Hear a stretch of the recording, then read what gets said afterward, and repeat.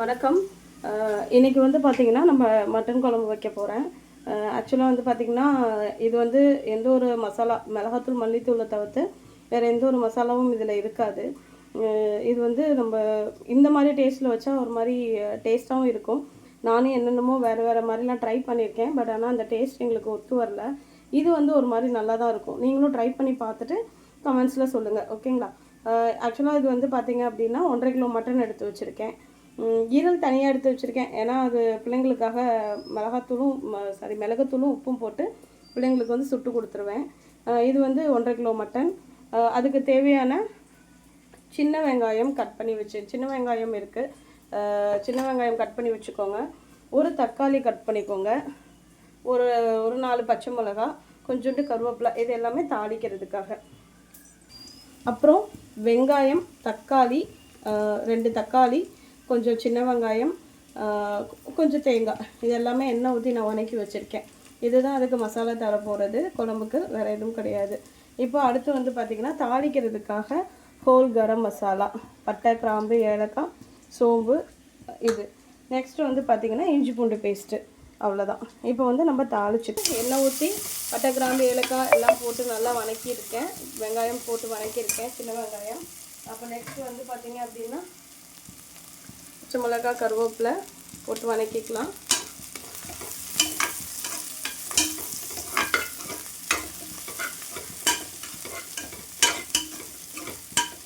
அடுத்து தக்காளியை போட்டுக்கலாம்.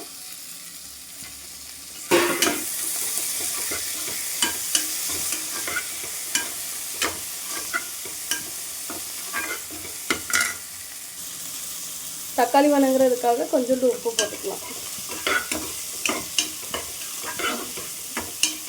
நம்ம வந்து வெங்காயம் தக்காளி நல்லா வதங்கினா டேஸ்ட்டாக இருக்கும் அப்படின்றது என்னோட நம்பிக்கை. அதுக்காக தான் நான் நல்லா வதக்குவேன். அந்த தக்காளி வந்து நல்லா வதங்கி வரணும், அது வரைக்கும் வதக்குவேன்.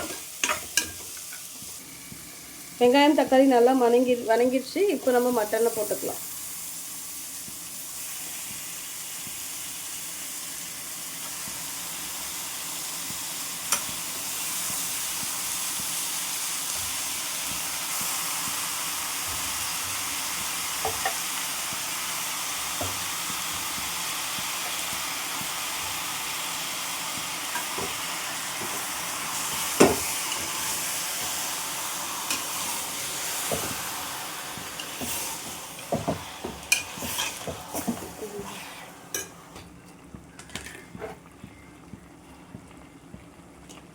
அடுத்து நம்ம இஞ்சி பூண்டு பேஸ்ட்டு ஒரு 2 ஸ்பூன் போட்டுக்கலாம்.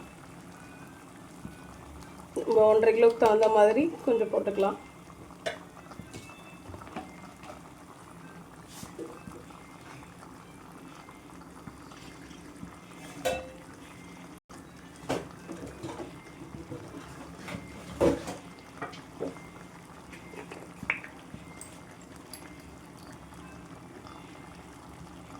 மஞ்சத்தூள் போட்டுக்கலாம்.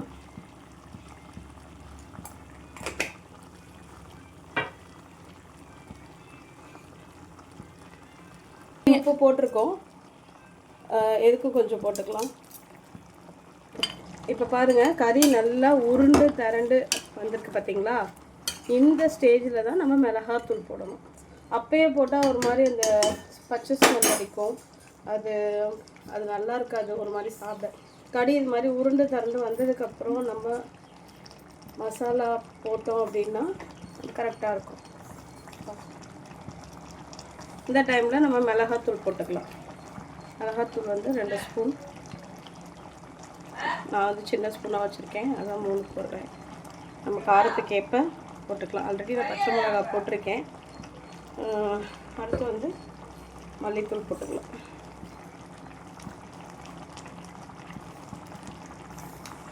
மல்லித்தூள் போட்டுக்கலாம். இல்லை, நான் எந்த கரம் மசாலாவோ மட்டன் மசாலாவோ எதுவுமே சேர்க்க கிடையாது. ஆனால் இந்த குழம்பு வந்து கொஞ்சம் நல்லாயிருக்கும். நான் கொஞ்சம் இல்லை, நல்லாவே இருக்கும். நீங்கள் ட்ரை பண்ணி இந்த டேஸ்ட்டில் வச்சு பாருங்கள், நல்லாயிருக்கும். இப்போ வந்து நம்ம இந்த டயத்தில் வந்து விசில் போட்டுக்கலாம். விசில் விட்டு ஒரு 3 விசில் வச்சுக்கலாம், ஓகேங்களா? கொஞ்சமாக மட்டன் வேகிற அளவுக்கு தண்ணி ஊற்றி நம்ம வந்து விசில் போட்டுக்கலாம். அடுத்து மசாலா வர ஊற்றுவோம் இல்லைங்களா, அதனால் கொஞ்சம் கரெக்டாக இருக்கும்.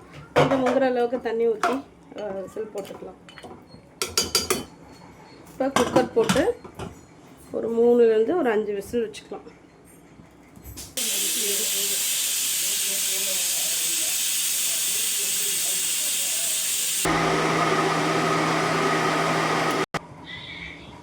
விசில் அடங்கிடுச்சு, நம்ம எடுத்துக்கலாம். இப்போது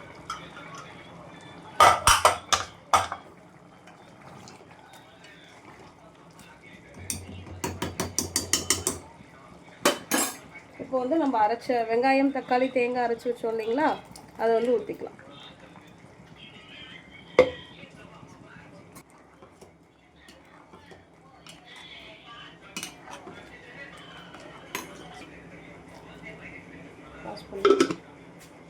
இது ஒரு கொதிக்கட்டும், ஏன்னா தேங்காய் வாசனை போகணும் இல்லைங்களா. தேங்காய் வாசனை போன உடனே இதை இன்னொரு தடவை நம்ம வந்து சும்மா சோம்பு, சும்மா பேருக்கு ஒரு பட்டை, ஒரே ஒரு கிராம்பு, கொஞ்சோண்டு சோம்பு, கருவேப்பிலை போட்டு தாளித்து இது மேலே கொட்டினா உங்களுக்கு இன்னும் கறி குழம்பு வந்து நல்ல வாசனையாக சாப்பிடவும் நல்லாயிருக்கும். இது வந்து இது எதுக்காக இது மாதிரி செய்கிறோன்னா, தோசை இட்லி எல்லாத்துக்கும் நல்லாயிருக்கும். பிள்ளைங்க வந்து அந்த காரத்தன்மை இருக்காது, அந்த மசாலா தன்மை இல்லாதன்றதுனால நம்ம வீட்டில் குழந்தைங்களும் நல்லா சாப்பிட்டுக்குவாங்க.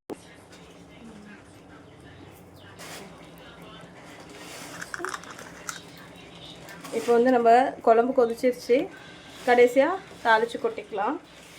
இப்போ வந்து தாளிப்புக்கு கொஞ்சோண்டு எண்ணெய் ஊற்றிருக்கேன். எண்ணெய் ஊற்றிட்டு சும்மா பேருக்கு 2 பட்டை, அந்த வாசத்துக்கு 2 கிராம்பு போட்டிருக்கேன். போட்டுட்டு கொஞ்சோண்டு சோம்பு போட்டிருக்கோம். சோம்பு, கருவேப்பிலை கொஞ்சம் போட்டிருக்கேன். கருவேப்பிலை கொஞ்சோன்னு இப்போ வந்து தாளிச்சுட்டு கொட்டிக்கலாம். கொட்டிட்டு கடைசியாக வந்து பார்த்திங்க அப்படின்னா கொஞ்சோண்டு கொத்தமல்லி தழை, அவ்வளோதான், இறக்கிற வேண்டியதான். இதுக்கப்புறம் நம்ம கொதிக்க விட்டோம்னா அந்த ஸ்மெல்லு போய்டும். தாளிச்சதோடு ஆஃப் பண்ணிட வேண்டியதான். குழம்பு ரெடி. மட்டன் குழம்பு ரெடி ஆயிடுச்சுங்க. நீங்கள் இந்த ஸ்டைலில் இந்த மாதிரி மெத்தடில் சமைச்சு பாருங்கள். பார்த்துட்டு நீங்கள் சொல்லுங்கள். ஓகேங்களா? தேங்க்யூ. நெக்ஸ்ட் வீடியோவில் மீட் பண்ணலாம். தேங்க்யூ.